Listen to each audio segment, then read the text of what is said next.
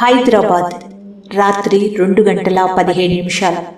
విక్రమ్ చెప్పిన ఒక్క మాట, ఇది నేరం కాదు, ఇది సంకేతం. సుప్రియ మనసులో మరలా అవే మాటలు రిపీట్ అవుతున్నాయి.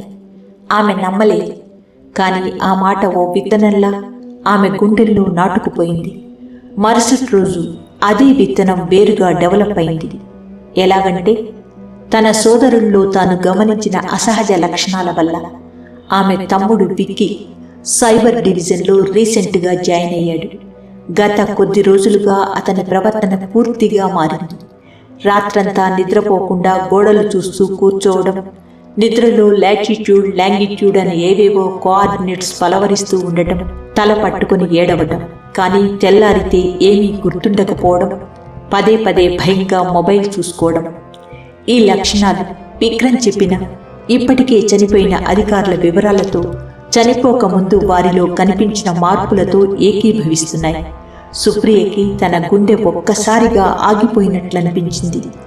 అప్పుడే నిర్ణయించుకుంది తన తమ్ముణ్ణి స్కాన్ చేయించాలని. విక్కీని బ్రెయిన్ స్కాన్కి తీసుకెళ్ళింది.